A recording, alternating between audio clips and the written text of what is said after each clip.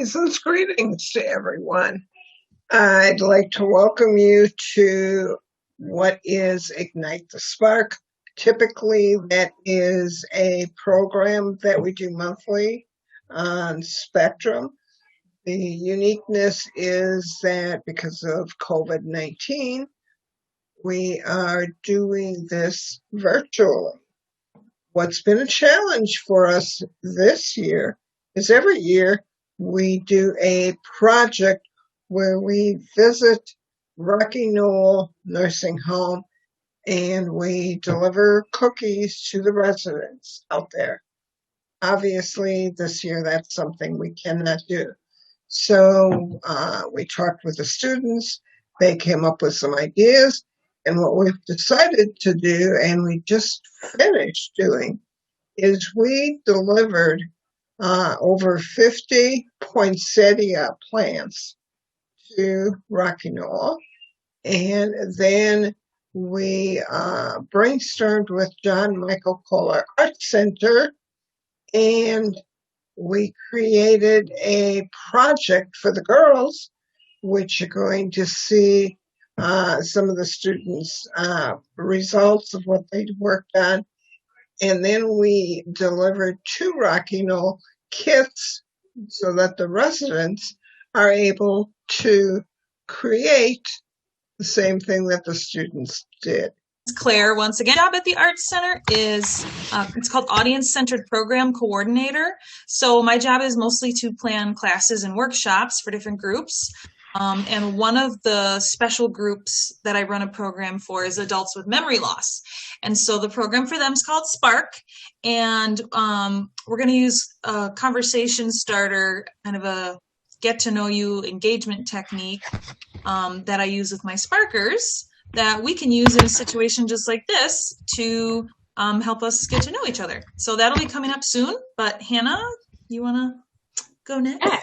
Absolutely. My name is Hannah. I also work at the Art Center. I am the community studio manager. So when you first walk in the front doors, to the left-hand side, there is a studio space that we use to activate the galleries and get really hands-on. So we do a lot of collaborating. We do a lot of art making. Sometimes we have talks or workshops and classes in there. So it's a really versatile space. And then right now I've been doing a lot of kit making, which is what we'll be showing you today is one of the kits that we've come up with. Since we can't be using that space as we used to, we've turned it more into this like pickup station for kits and otherwise gallery handouts and things we have to share with the public, so we can still engage with people at least in some sort of way. So we're really excited to be here, Shar. Thank you for inviting us and for reaching out and being like, I have this idea. Do you think you can help me with it? And for us to be like, yeah, of course, let's do it. So the project we have is called Pattern and Texture Magnet Tiles. But I think before we get into that, I'm going to have Claire talk about the beautiful questions because we'll be using those throughout the whole time. Yeah, and if anybody else ends up jumping on this call, I can repeat it for them, and that will help us get to know whoever might jump on the call too. But Lupe, it kind of looks like you have your kit in front of you. Is that right? Do you have all the goodies there? Okay, yeah, perfect. So there's a document with a list of questions, and one of them is highlighted. And so in a moment, I'm going to ask you to read that question. But first, I'll tell you what beautiful questions are. So beautiful questions are the brainchild of Dr. Ann Basting, who works with adults living with memory loss. They're meant to eliminate the pressure to remember and instead offer the freedom to imagine, which is a really lovely way to approach activities for people in that stage of life. So they're questions with no right or wrong answer. You can use them to get to know somebody or even to reconnect with somebody you already know and care about, even if neither of you is experiencing memory loss. But they're totally open-ended, and they're meant to just prompt your imagination rather than something that is correct or incorrect. So Lupe, if you find the highlighted question on your page, would you mind, since you're our rock star today, just reading that question, and then maybe we can all kind of weigh in on the answers?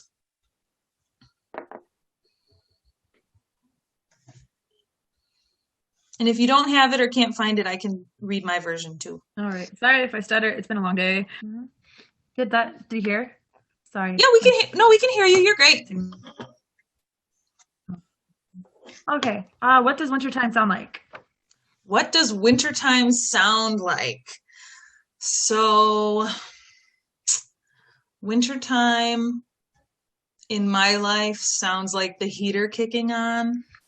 Like I can remember being a little kid and you'd come in with wet mittens and you'd set them down in front of the little heat register and it'd go and it would kick on. That's one thing I think of. Anybody else want to share their sound of wintertime impressions? I think of the shovel scraping along the sidewalk, or the ice scraper scraping the windshield. That's Yes. big sound. I love when it's 6 a.m. and you hear your neighbor's shovel. You're still in bed and you hear that first and you're like, ugh, and then that's what gets you going that day.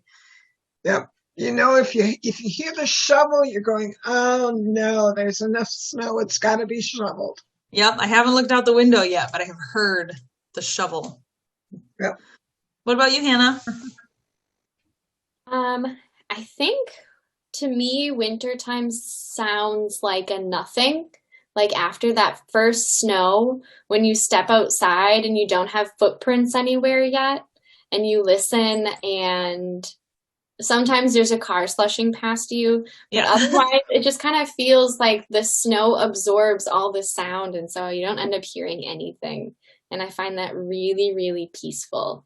Yeah, that's pretty magical. What about you, Lupe? Any thoughts? Yeah. Well, to me, it's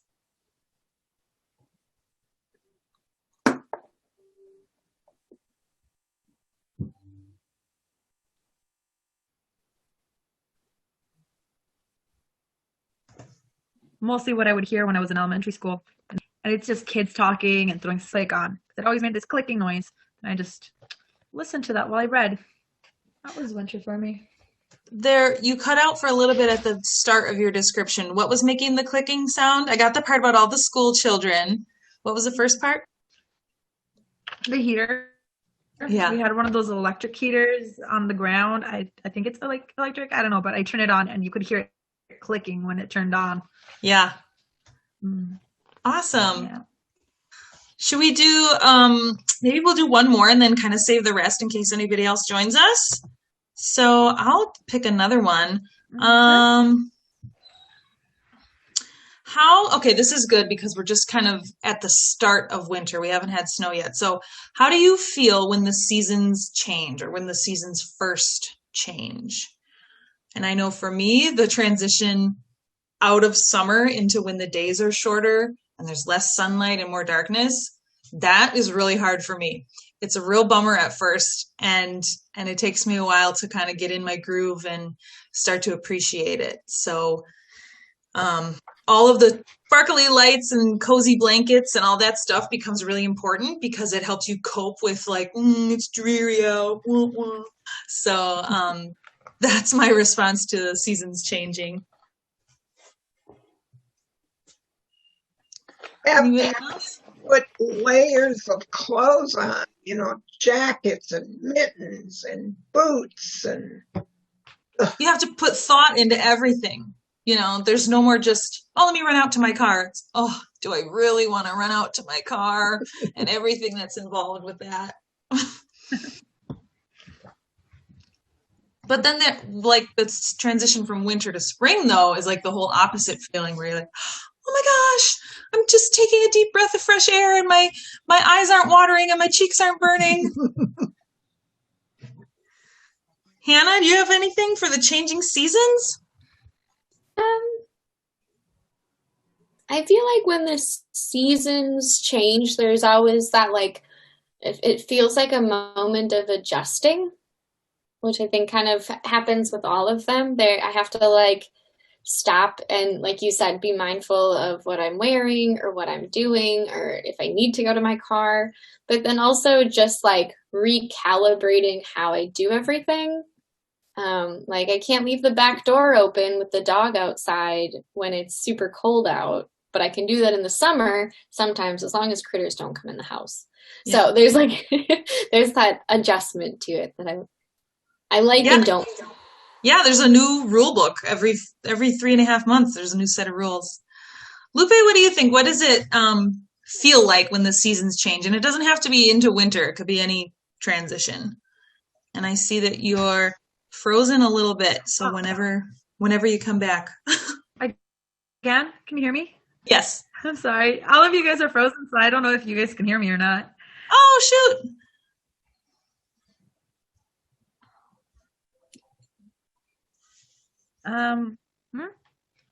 Better?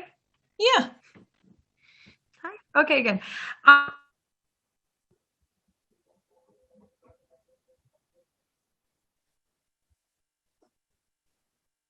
Well, Shar probably, well, no, she definitely knows this. Seasons start to change from summer into autumn. But as soon as it starts going from fall into winter, I start getting kind of depressed, seasonal depression until, people start putting up the lights and their decorations. And it just kind of helps a bit. So. Yeah, you are not alone in that. I have recommended the happy light to so many people, the light bulb that simulates the sun. I think all of us who live in Wisconsin and in the Midwest should have one because that seasonal depression is so real. Even people who think they don't have it, they probably do. They just don't notice that they're slowing down and getting grumpier. So I've been looking into it. It's kind of like, yeah, treat yourself. It's worth it. At the very least, get a little white Christmas tree, which can have a similar effect. Well, thank you for sharing all your thoughts. Oh, man, I should have bought one. We have a green one. It's not.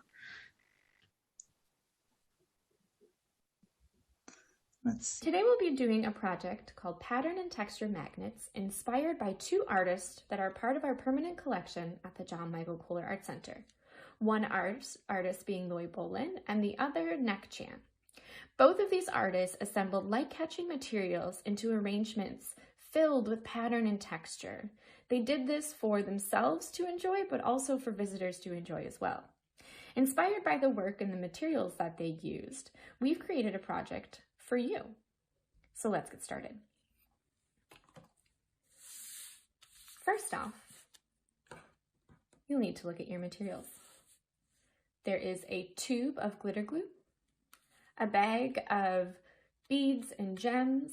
If you have any other materials at home that you would like to include in your tile, we definitely encourage you to go grab those now. This is a piece of matte board. Really, it's just a thick piece, so then that way everything will stay nice and strong. And a template. To start off, let's make a plan. I like to do this by dumping all of my pieces out so I can see everything, and then placing them on the paper to figure out what kind of pattern I would like to use.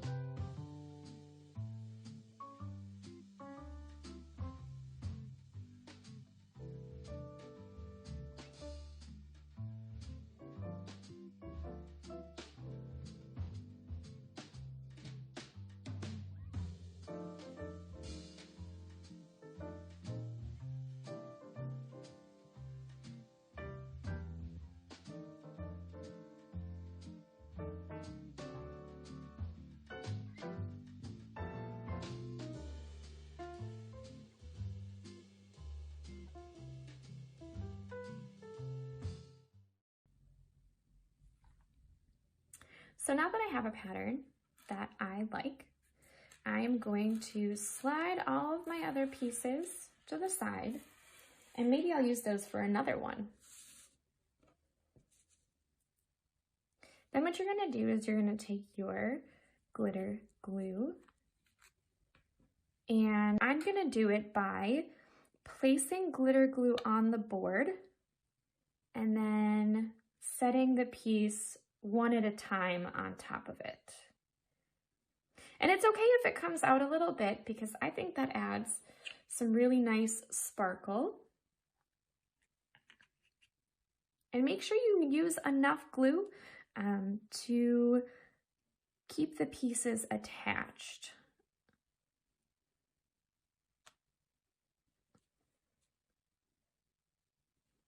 So the next pieces I'm going to attach are these gold ones, and I think this is a better amount of glue and this is too little. So I'm going to go ahead and add a little bit more to that. And I'll make my dots on either side.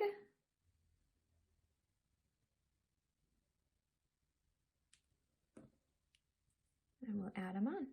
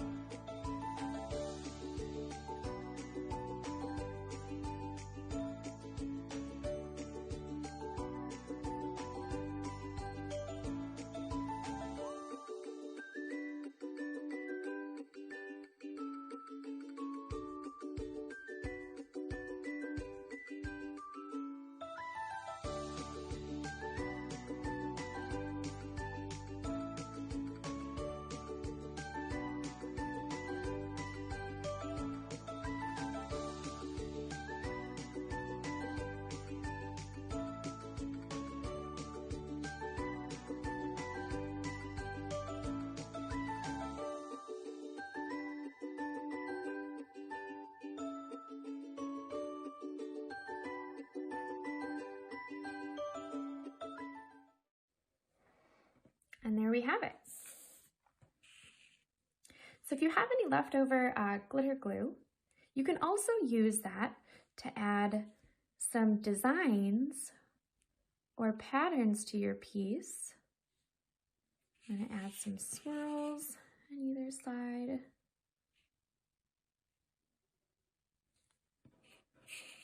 Maybe do some dots down here.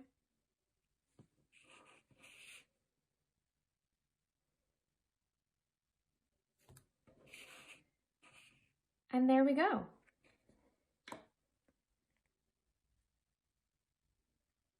So now I'm going to let this dry overnight, and then I will use the magnet strips that have a sticky back that are also found inside this kit, and I'll attach those to the back side, and I'll either hang it on the fridge or put it in a spot where maybe it can get some sun. You can see how everything just shines so beautifully with that sunlight on it.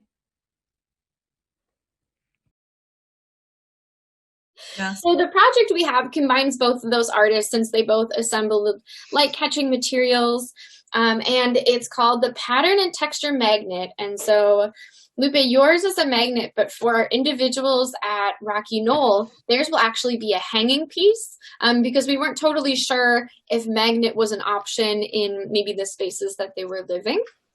So theirs actually has a hole where they can hang it from the corner, but you don't have to add the magnets if you don't want to. It could be something you just set up on the shelf, or you could hang it up, whatever you're feeling.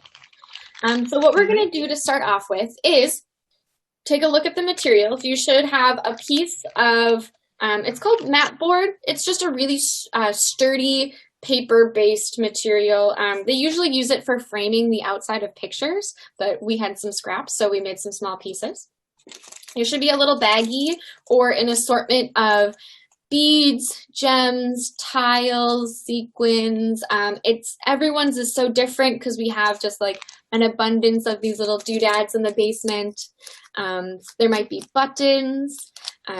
Some of the tiles have a backing on them if you have some in there. And we recommend leaving it on because actually it makes it easier for the glitter glue to stick. But if you want to peel it off, you can do that. And you can rip, sometimes pieces will be stuck together. You can rip those apart. whatever you're feeling. Then you should have glitter glue.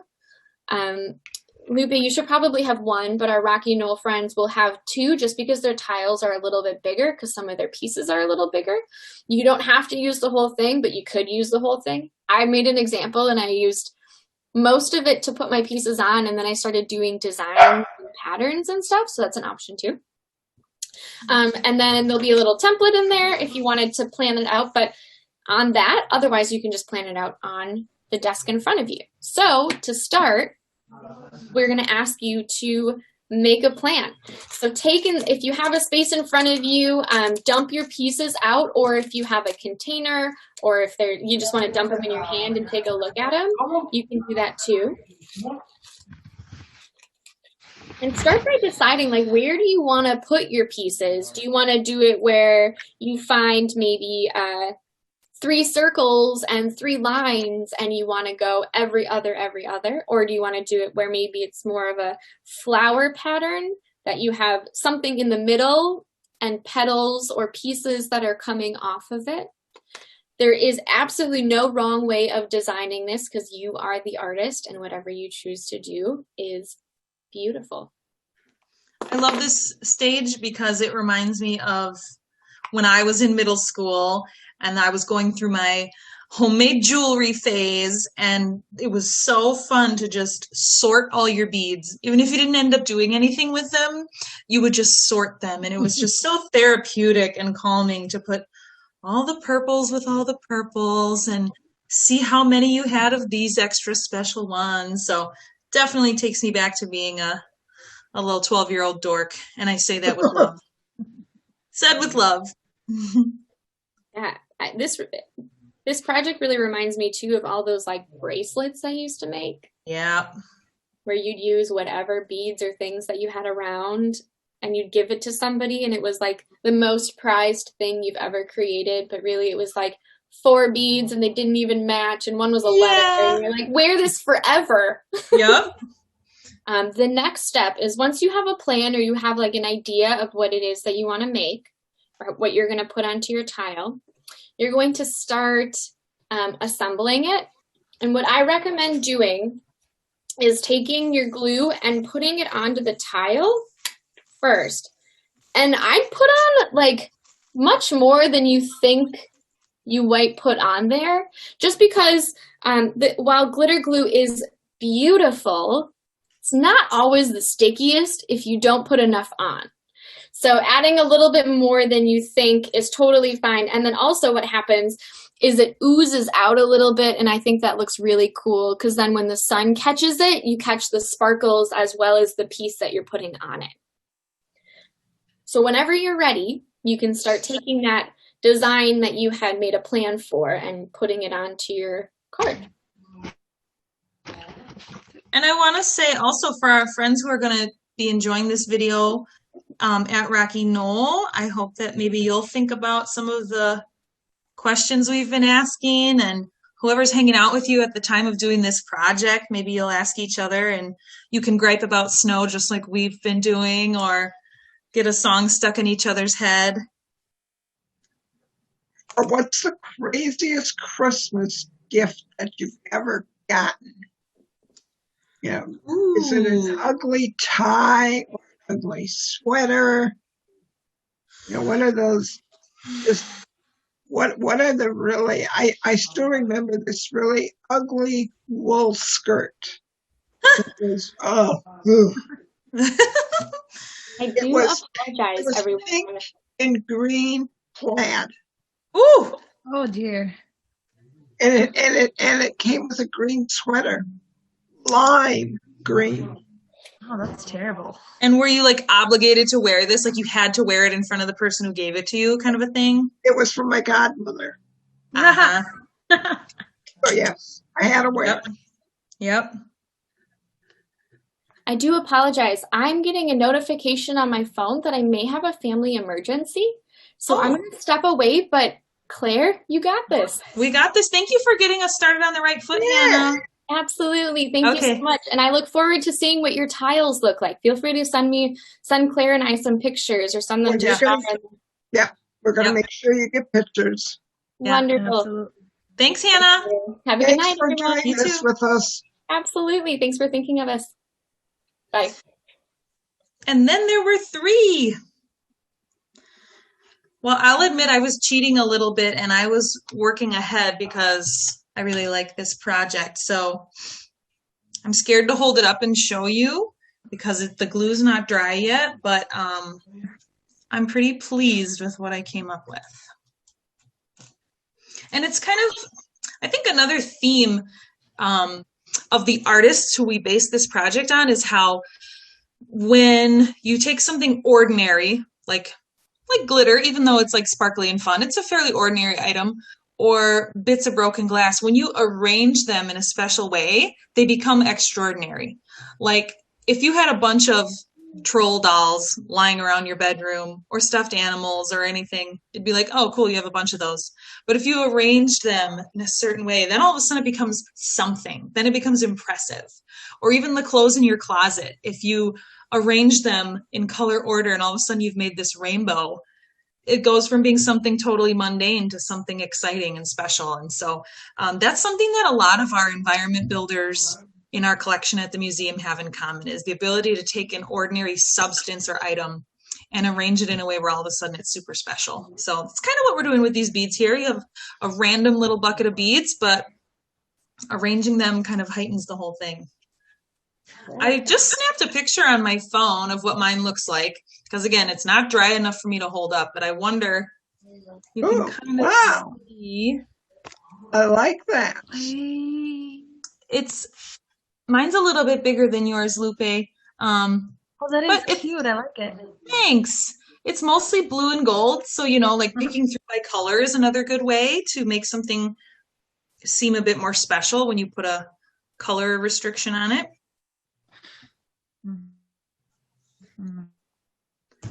I'm anxious to see what some of the cards look like at Rocky Knoll too. They might make. Hopefully we can get them to share some of their. Yeah. That would be really fun. Yeah, Shar, either you or I will have to reach out after they've had some time to actually do the project and just kind of see how it went. And I hope that our friends at Rocky Knoll know that at the Arts Center, we're here to reach out to you. I personally would be a great resource for working with people who are either at Rocky Knoll temporarily or not temporarily, but we love to share projects. And this year especially, since we've had to put everything into kit form, we're really thinking of everything as something deliverable. That's really become the way we think of everything now. So I hope our friends at Rocky Knoll will reach out if there's more we can provide for them. Certainly we'll get to see what they come up with. Yeah. And I'll make sure that all the girls that have a kit complete theirs so we can share what they came up with. Yeah, we just love to see the finished products. Excellent, excellent. Thank you guys for doing this. I really appreciate that. We need to make sure that we thank the people that made this possible.